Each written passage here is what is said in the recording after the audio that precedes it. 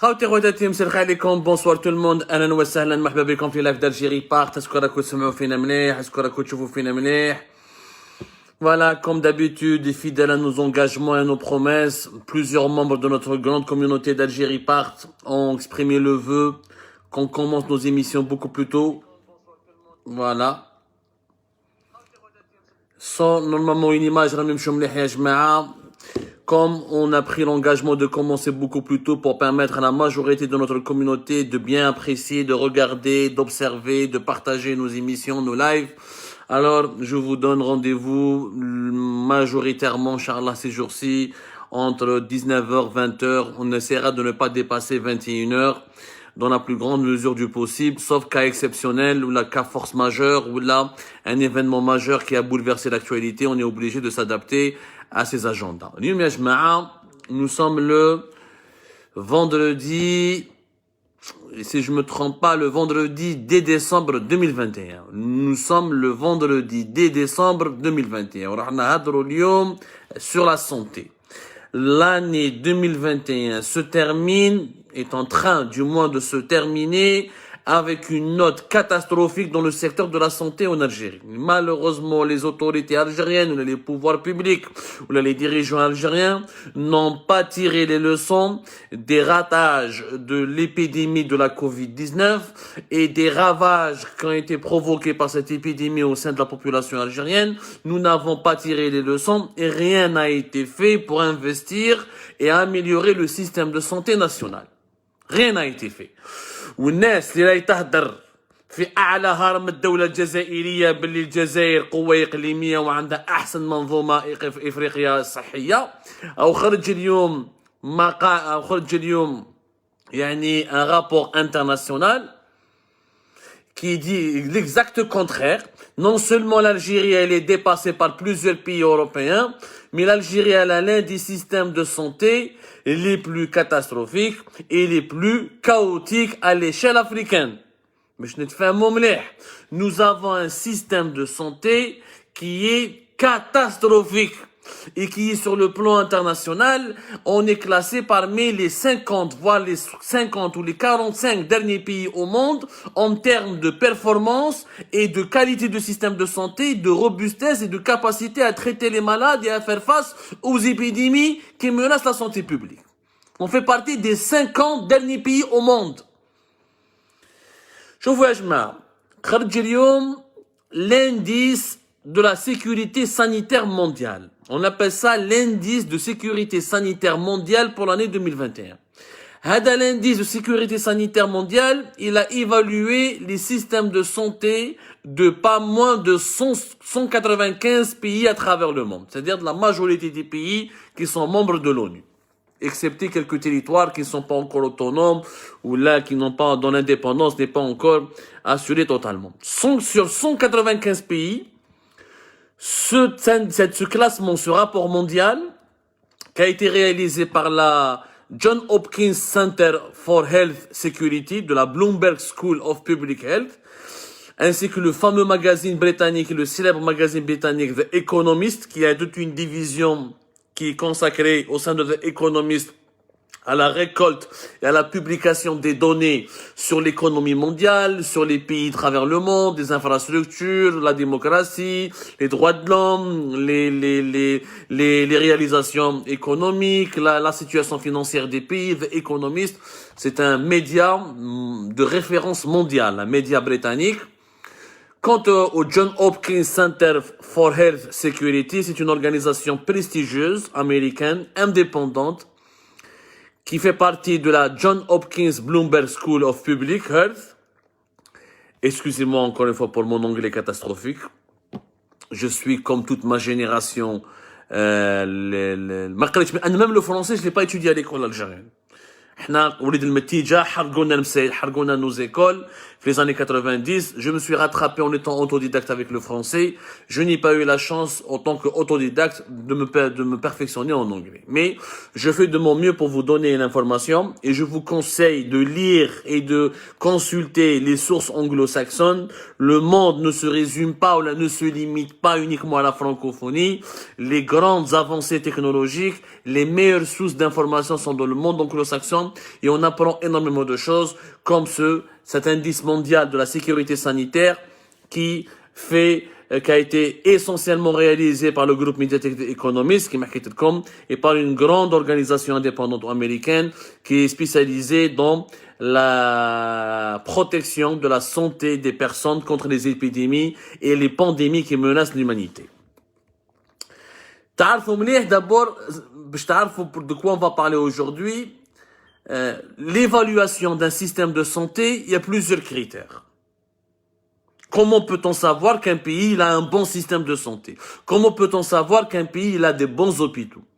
Il y a d'abord, souvent, les experts en géopolitique, en économie, en finance, en sciences politiques, des diplomates, même les investisseurs, ils disent qu'un pays, pour connaître sa valeur et sa puissance, tu dois d'abord mesurer l'importance de ses universités, ou l'efficacité de ces universités, et l'importance ou l'efficacité de ces hôpitaux.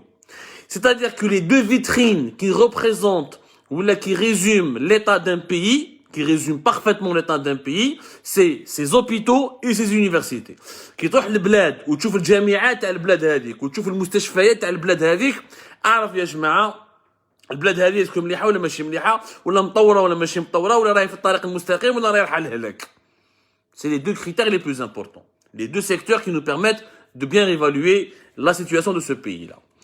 D'abord, ce n'est pas le nombre des hôpitaux qui compte, ce n'est pas le nombre des infrastructures, ce n'est pas le nombre des médecins ou des infirmiers ou des paramédicaux. C'est d'abord la notion de sécurité sanitaire. Je m'arrête à la sécurité sanitaire. La sécurité sanitaire, c'est quoi? C'est l'ensemble des décisions, des programmes et des actions qui visent à protéger la population contre tous les dangers et les risques pour la santé les risques qui sont hors contrôle des individus et qui relèvent de la responsabilité des pouvoirs publics. La responsabilité des pouvoirs publics, la responsabilité de l'État.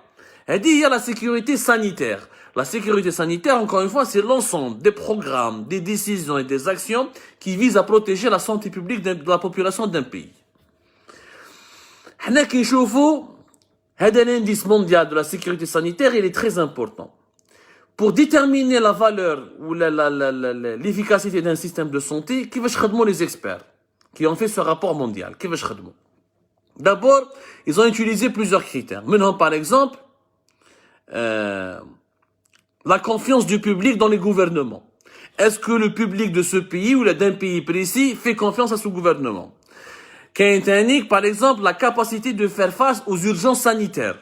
Est-ce qu'un pays précis, il est équipé pour faire face à des urgences sanitaires? Combien de lits dans les services de réanimation? Combien de spécialistes dans la réanimation endo? Combien de blocs de soins intensifs? Combien de chirurgiens peut mobiliser en cas de grandes blessures, en cas d'accident ou de sinistre majeur? Ça s'appelle des urgences sanitaires. Même avec d'autres critères qui mènent à la détection précoce et le signalement des épidémies. Est-ce qu'un pays a la capacité de signaler, de détecter des nouveaux virus, des épidémies, des bactéries au bon moment pour protéger la santé publique de sa population? Il y a un autre critère qui mène à la réponse rapide contre la propagation d'une épidémie. Est-ce qu'un pays a un système de santé qui peut apporter une réponse rapide et limiter la propagation d'une épidémie? Même les investissements et les engagements pour améliorer les capacités nationales dans le système de santé et pour améliorer les capacités nationales d'hospitalisation, de soins, de prise en charge médicale. C'est des investissements publics. Même le critère, il a été évalué, il a été étudié par le rapport mondial. Qui joue l'Algérie, combien elle est classée? L'Algérie, elle récolte sur 100, elle a 26 points. Sur 100. Plus tu as un score plus élevé, plus ça veut dire que la sécurité sanitaire de ce pays-là, elle est garantie, elle est plus ou moins un acquis pour la préservation de la santé publique de la population de ce pays. Plus le score il est élevé, mieux c'est rassurant. Plus il est bas, plus il faut s'inquiéter et dire que c'est vraiment alarmant et que dans ce pays-là, notre santé n'est pas garantie. L'Algérie a un score de 26,2 points. sur 100. Nous sommes classés à l'échelle mondiale 136. Nous sommes classés 163, pardonnez-moi. Voilà, je me suis trompé.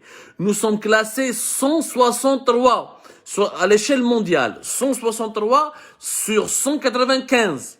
C'est-à-dire, nous faisons partie pratiquement des 32 pays qui ont qui ont la plus mauvaise note ou qui ont une énorme incapacité de garantir la sécurité sanitaire et leur population.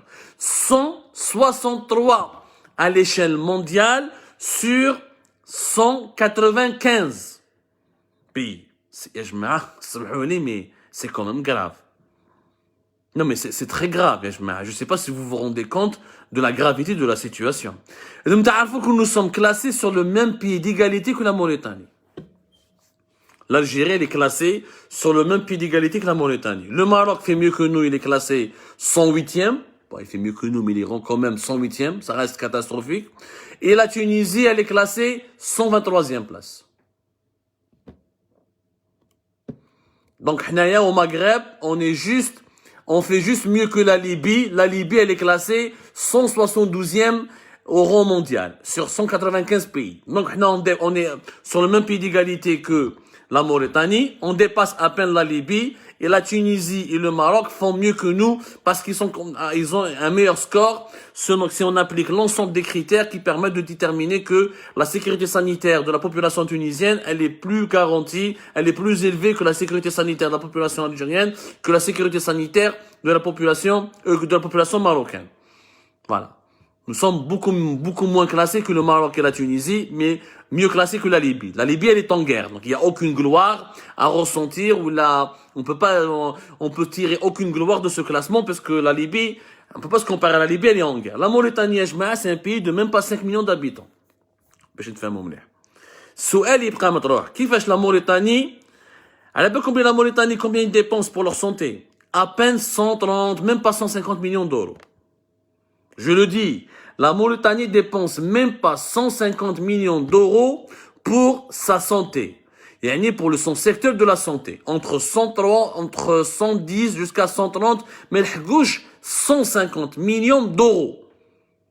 Bien, vous allez me dire, c'est un pays de 5 millions d'habitants. Ok. Donc les besoins sont moins élevés. Je suis d'accord. La Tunisie, par exemple, c'est un pays qui dépense même pas 1,5 milliard d'euros pour le secteur de la santé. Comment se fait-il que l'Algérie, qui dépense plus de 5 milliards de dollars pour le secteur de la santé, nous dépensons chaque année plus de 5 milliards. Ou c'est 5 milliards pratiquement de dollars, le budget de fonctionnement du secteur de la santé et des hôpitaux algériens. Bon, dinar et compta chouïa, nous avons l'évaluation du dinar. Donc, par exemple, en 2021, nous avons dépensé 410 milliards de dinars pour l'Algérie, pour le secteur de la santé. نشوفوا شحال 410 milliards de dollars شحال راه يدير دوكا انا en direct باش ما يقولوش باللي les gens sont en train de tricher. Ça fait presque 3 milliards d'euros, 2,6 milliards d'euros, يعني presque 3 milliards d'euros. Alors, l'Algérie qui dépense, en tout cas, ça c'est le budget de fonctionnement du ministère de la Santé. Mais la facture d'importation des médicaments, la facture du remboursement des médicaments qui est prise en charge par la Caisse nationale des assurances sociales pour les malades chroniques, les frais de construction et des équipements des hôpitaux, parce que chaque année l'Algérie fait de la restauration, rénove des hôpitaux, elle débloque des budgets pour construire de nouveaux hôpitaux, des polycliniques pour recruter des infirmiers, des médecins. On estime que les dépenses totales dans le secteur de la santé en Algérie sont de l'ordre de 15 milliards de dollars. Les dépenses directes et indirectes. Mais le budget de fonctionnement et les dépenses du ministère de la Santé, pratiquement, il a dépassé les 2,6 milliards d'euros, il y a presque 3 milliards d'euros. On dépense presque 3 milliards d'euros, on est classé au niveau de la sécurité sanitaire au même niveau que la Mauritanie qui dépense à peine 130 millions d'euros. De dollars, même pas d'euros, mais ils dépensent 120 millions d'euros.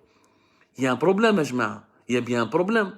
Comme on dépense pratiquement 3 fois plus d'argent que la Tunisie, La Tunisie sont à 1,5 milliard de dollars, et 1,2, 1,3 milliard d'euros. Donc, on dépense, rien que pour le secteur de la santé, le ministère de la Santé, 1 milliard d'euros de plus, plus d'un milliard d'euros de plus que la Tunisie. Et pourtant, les Tunisiens sont mieux classés que nous au niveau de la sécurité sanitaire. Quand même, il y a un problème. Il y a un problème qui cloche. Il y a un truc qui cloche dans ce pays. Il y a un truc qui cloche. Qui a ajibé la grande Algérie, elle est classée au même pied d'égalité que la Mauritanie? Qu'est-ce qui cloche? Pas uniquement la corruption. Je vois dans les commentaires rigoler que la corruption et le détournement. La mauvaise gestion, la mauvaise gouvernance. C'est tout. Il y a des hôpitaux qui ne consomment pas entièrement leur budget. On a écrit fait Algérie par Kharjnel comme 1000 affaires. Il y a des budgets qui sont consacrés pour l'acquisition des médicaments qui ne sont pas consommés à 100%. Il y a des budgets pour l'entretien des hôpitaux qui ne sont pas consommés à 100%. Il y a des wilayas qui ont donné des budgets pour construire des hôpitaux qui ne sont pas consommés à 100%. Parce qu'il y a de la mauvaise gouvernance, parce qu'il y a de la mauvaise gestion. Il n'y a jamais l'homme qu'il faut à la place qu'il faut. En Algérie, la lenteur bureaucratique, les interventions, le clanisme, les crises politiques, les blocages, les changements de gouvernement. Le président ne sait pas s'il veut, le président de la République en Algérie, une fois il dit oui, ensuite il dit, la semaine prochaine il dit non. Des fois il sait pas, alors il dit peut-être. Le ministre de la Santé n'a pas une marge de manœuvre importante. Oui, le premier ministre il dit le président de la République il dit je suis pas d'accord ni avec le premier ministre ni avec le ministre, moi je veux ça. Khalota kbira. Du coup, on dépense beaucoup d'argent. Les 3 milliards d'euros هادو راهم يتصرفوا يعني الدولة الجزائرية راهي تمد الإمكانيات. Ce n'est pas les moyens financiers qui manquent à l'Algérie. باش نتفاهموا مليح. Ce n'est pas les moyens financiers qui manquent à l'Algérie. Je veux dire, par rapport à sa taille, par rapport à ses moyens, par rapport à sa richesse, ça va, 3 milliards, pratiquement 3 milliards d'euros pour le ministère de la Santé, ce n'est pas honteux. Et l'Algérie consacre une certaine priorité pour la santé. Mais à la fin, le résultat, il est là. Pourquoi? Parce que nous avons un système de santé qui est catastrophique, qui n'est pas capable de garantir la sécurité sanitaire de sa population. Quand on approfondit, 163 sur 195 pays, on fait partie des 35 ou des 40 derniers pays au monde en termes de sécurité sanitaire. Tout ça, c'est la mauvaise gouvernance. Tout ça parce que les hôpitaux algériens ne sont pas autonomes. Il n'y a pas des conseils d'administration. Les médecins ne sont pas associés. T'as un administrateur qui connaît pas les règles de la gestion, les règles du management. On construit des hôpitaux selon il y a la carte sanitaire en Algérie, la Hirdima. Par exemple, des services de pédiatrie sont dans des régions où il n'y a pas beaucoup d'enfants. Des services des maladies chroniques, le diabète, l'hypertension, on les localise dans des régions où la demande elle est moins élevée, alors que dans d'autres régions où le diabète et l'hypertension font des ravages, il n'y a pas assez de structures ou de spécialistes, etc., etc. Les exemples, mais le problème, c'est de la mauvaise gestion. Et on n'a pas décentralisé. Le problème de la santé en Algérie, c'est centralisé. Quelqu'un à Alger décide pour tout le territoire national. Alors qu'on n'est pas malade de la même manière à Alger que Tamanrasset. On n'est pas malade de la même manière à Bdjaïa qu'à Marnia. On n'est pas malade de la même manière qu'à Al-Bayid ou la Malabali Chanaya, fait Beskara ou la Oum El-Bouagui. Il y a des spécificités locales. Il y a des régions qui ont plus de maladies que d'autres. Le taux de natalité n'est pas le même à travers toutes les régions. Donc il y a des régions qui ont besoin de maternité plus que d'autres. Il y a des régions qui ont besoin d'hôpitaux spécialisés dans certaines maladies plus que d'autres. La carte sanitaire Kdima, les enquêtes de terrain Makash, le ministère de la Santé est centralisé, mais on a oublié des élections de santé de wilaya qui ne servent à rien. Le directeur de santé, il a la wilaya le wali ne peut pas nommer le directeur de santé parce qu'il est nommé par le ministère de la Santé. Le wali n'a pas de droit de regard sur son travail. Il peut l'engueuler, il peut faire des réunions avec lui, mais il peut pas le sanctionner. Tous les directeurs de wilaya, c'est pas les wali qui les choisissent, c'est les ministères qui les choisissent. Et pourtant, le wali dans sa wilaya, il a des prérogatives du président de la République. L'organisation algérienne, le wali, tu lui donnes tous les pouvoirs, mais après tu lui dis, non, c'est pas toi qui choisis les directeurs de wilaya, c'est les ministères. Les directeurs de wilaya, c'est pas moi qui les a choisis. Ils n'ont pas de programme. Il peut rien faire parce que c'est les ministères qui doivent les enlever, ou les sanctionner, ou les changer. Donc je crois que sur le terrain, tout est paralysé. Le wali yadr hadra, le directeur du wilaya de la santé yadr hadra, le ministère de la santé yadr hadra, le premier ministre yadr hadra, le président de la République yadr hadra wa dakhra. Aucune harmonie, aucune cohérence de le fonctionnement de l'État. Ce qui fait que nous avons un système de santé qui est effectivement catastrophique. Pire encore, est-ce que vous savez que l'Algérie elle est classée par exemple, il y a un critère, le rapport mondial qui a été réalisé, un critère sur lequel les auteurs de cette enquête se sont beaucoup attardés, ce qu'on appelle la robustesse du système de santé. C'est-à-dire, est-ce que le système de santé de ce pays, il est robuste et performant pour faire face aux épidémies, y compris les épidémies qui mettent le Covid-19. Est-ce que le système de santé, il est solide? Quand on dit qu'un système de santé, il est robuste, est-ce qu'il est solide ou là, est-ce qu'il est performant? Voilà. Est-ce qu'il est solide ou là, il est performant? Dans le classement, l'Algérie, elle est classée parmi les 44 derniers pays au monde au niveau de l'incapacité de son système de santé à traiter les malades. Et nous avons un système de santé qui n'est pas robuste, qui n'est pas solide. C'est-à-dire qu'on ne peut pas compter sur lui pour sauver des vies, pour faire reculer des maladies, pour protéger la santé publique. 44 derniers pays au monde. Subhanallah. 44 pays au monde. Le critère la robustesse ou le système de santé robuste est capable et suffisant pour traiter les malades et hospitaliser les malades ou faire face aux nouvelles épidémies. L'Algérie elle est classée à la 151e place. 151e place sur 195. Vous vous rendez compte, elle est parmi les 44 derniers pays au monde. Qui chauffe, je connais les 44 derniers pays au monde. L'Algérie, elle est classée à côté du Togo, à côté du Burkina Faso, des pays très pauvres, parmi les plus pauvres au monde. L'Algérie, elle est classée dans la même catégorie que la Syrie, ravagée par la guerre. Le Soudan, ravagé par l'instabilité, par la guerre et divisé. Haïti qui est un pays qui est ravagé par l'instabilité, ravagé par la guerre. C'est catastrophique. Là, on fait mieux que la Libye, par contre. On a fait le critère, la solidité du système de santé à traiter les malades. On fait mieux que la Tunisie qui a beaucoup reculé. Mais la Tunisie paye les frais, fait les frais aussi de sa crise politique, de son instabilité actuelle. كارثة يا جماعة. لقينا رحنا ندورو مع الطوغو, مع السنغال, مع المالي, مع Haïti, مع le Burkina Faso. Alors que nous sommes un pays beaucoup plus riche que ces pays-là, avec tout le respect. Moi, j'ai pas de problème. Attention, je méprise pas les Togolais. Je les apprécie beaucoup. Je méprise pas les Haïtiens, les Burkinabés, etc. Mais nous avons davantage de richesses que ces pays-là. Nous investissons beaucoup plus d'argent. Il n'est pas normal que nous, on dépense 3 milliards d'euros pratiquement pour le ministère de la Santé, et à la fin, on récolte les mêmes résultats que de petits pays qui donnent 100 ou 200 millions de dollars ou d'euros pour leur système de santé. C'est-à-dire, on dépense 10 fois plus pour avoir un résultat catastrophique. هذه ما عندها حتى معنى يا جماعة. هذه ما عندها حتى معنى. كارثة بمعنى الكلمة. كارثة بمعنى الكلمة. يعني on mérite mieux. L'Algérie mérite mieux. Wallah ya jama'a, moi ça me fait mal au cœur. Ça fait vraiment mal au cœur.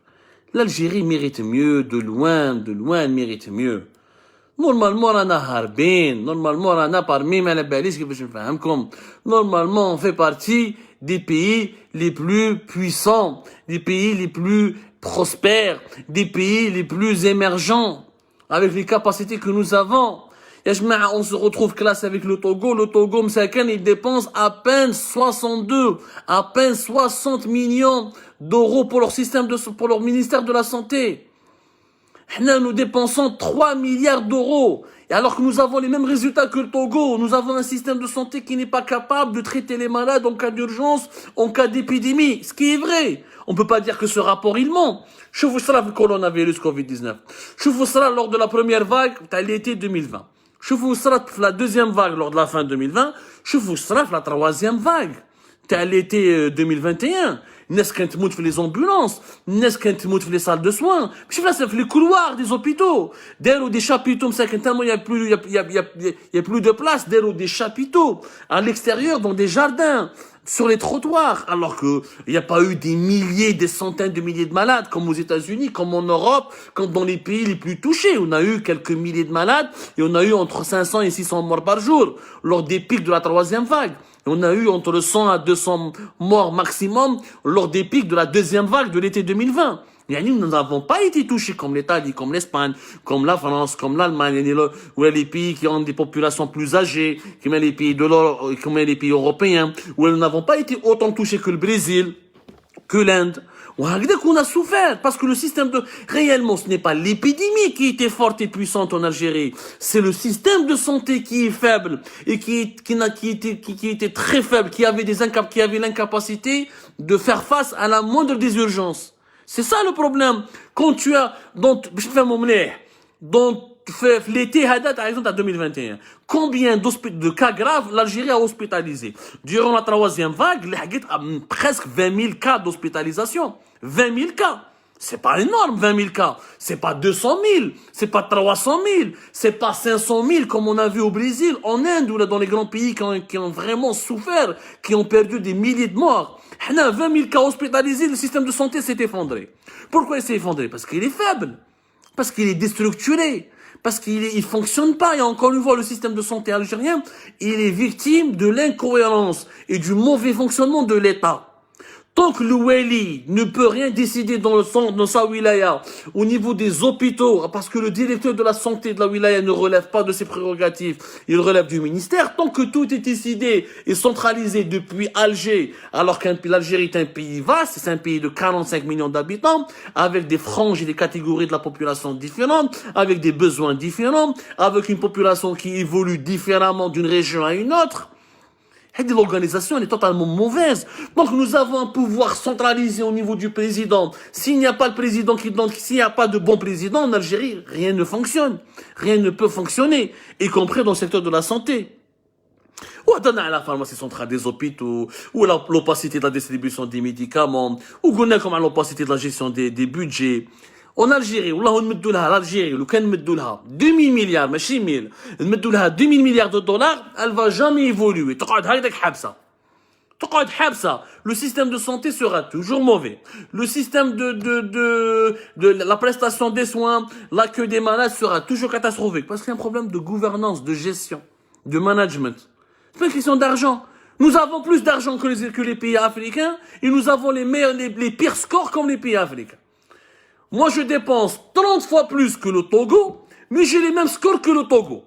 Je dépense 2 fois plus que la Tunisie. La Tunisie me dépasse dans certains critères, et moi, je la dépasse dans d'autres critères. Donc, toute une question de gouvernance et de bonne gestion. Et d'une stratégie sanitaire rationnelle, qui correspond aux besoins de la population, avec des dirigeants qui maîtrisent réellement le management, qui maîtrisent réellement les méthodes de gestion modernes, pour pouvoir protéger la santé de la population algérienne.